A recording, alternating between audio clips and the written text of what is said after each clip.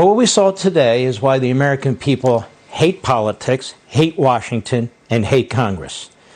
We also saw something else today. For the second time, there's been an unconstitutional impeachment of an innocent man, Donald Trump. This endless war against Donald Trump is really repulsive. And no, you cannot hold a trial against a private citizen or pursue a former president who's now a private citizen under the impeachment clause. That was never intended. So that is just absurd. But that's the idiocy and the insanity that's now taking place on Capitol Hill.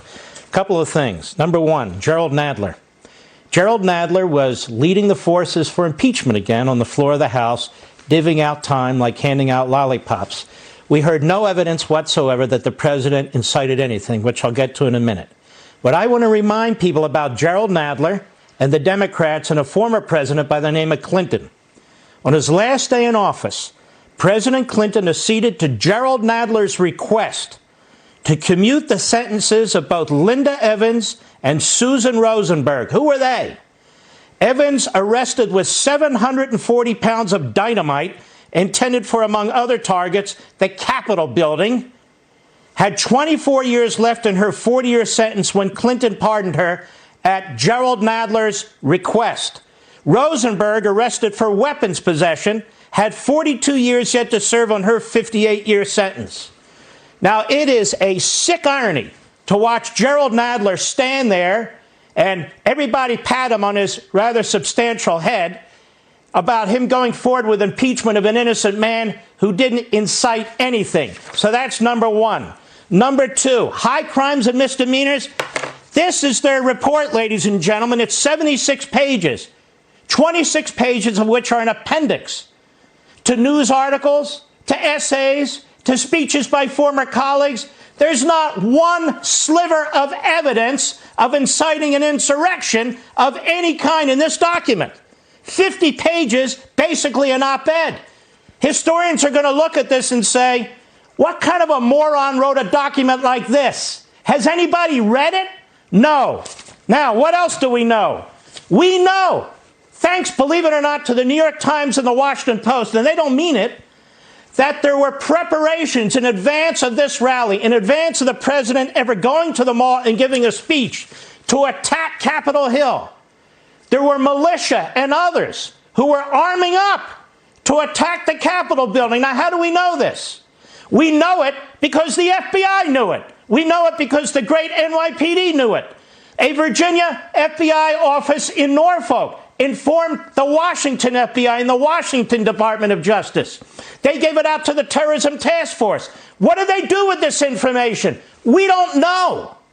We don't know. It was before the president even spoke. We know the president wasn't informed about it, so his Secret Service people weren't, and they sent him into this situation without him knowing. But here's the deal. The former head of the Capitol Police, who's been removed or resigned, he said he spoke with the Sergeant-at-Arms of the House and the Sergeant-at-Arms of the Senate, and he urged them, even before the crowd was there, to bring in the National Guard. What did they do? They did nothing. Who does the Sergeant of Arms of the House of Representatives report to? The Speaker of the House. Who does the Sergeant of Arms of the U.S. Senate report to? Mitch McConnell at the time. What did the Sergeant of Arms in the House tell Pelosi? What did the Sergeant of Arms of the Senate tell McConnell? You want to know why they're rushing this thing through? Because the president didn't incite anything. I went through his speech. I went through this phony article of impeachment. And by the way, no matter how you cut it, we have a former federal prosecutor who did almost nothing but prosecute people who incited riots. Jeffrey Scott Shapiro, writing in the Wall Street Journal, no, Trump isn't guilty of incitement. You don't believe me? Everybody loves Turley and Dershowitz. They say exactly the same thing. Now, there's several kinds of tyranny in this country, or in any country.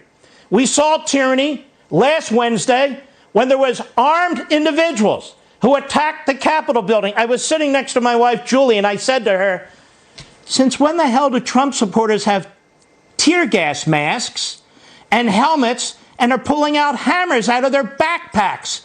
That's not Trump supporters. He had 50 rallies all for the last 3 months. Nobody was dressed like that. So You could smell something was wrong. I went on my radio show and I said, who the hell are these people?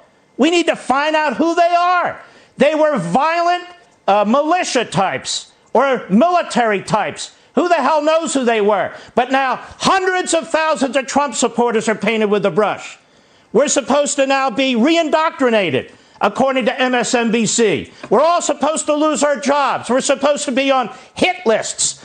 And now we have repression by the left, by the Democrats. Their media, their social media, we can't even communicate with each other in this country. They have us all tied up. Now, who's attacking the Constitution? Nancy Pelosi has just destroyed separation of powers. By the use of the impeachment power this way, she's destroyed separation of powers. What else? Chuck Schumer wants to destroy the courts. Chuck Schumer wants to destroy the Senate. Chuck Schumer wants to destroy the Electoral College. Who's attacking the Constitution? I said, there's different types of tyrannies. They're the nut jobs who are armed up, and then there are the people in suits and ties and well-dressed.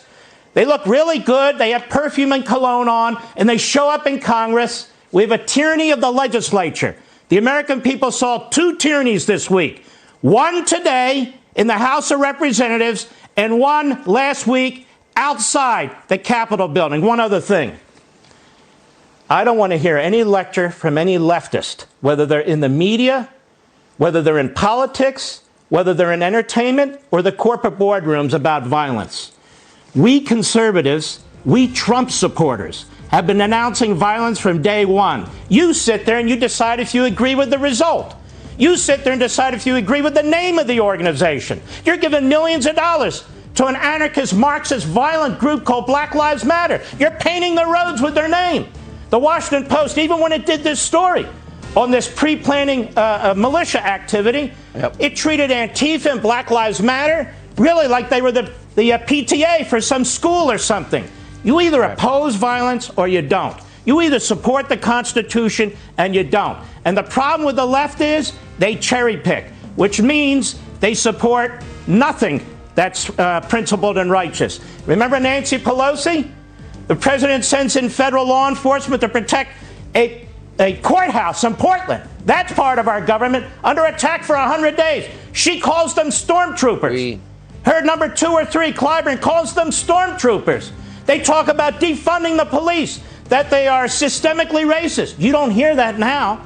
They're not calling the police in Washington systemically racist. They're not calling the FBI systemically racist. They're not saying defund federal law enforcement. You don't hear Mattis saying don't send the troops in, don't use the Insurrection Act. Well, they say we should now. And we should. And we should have before. The fact of the matter is this country is torn apart. Why? Because they wouldn't accept the election of Donald Trump in 2016. And everything they've done to this country since has been to undermine him and undermine the people who support him. That's it.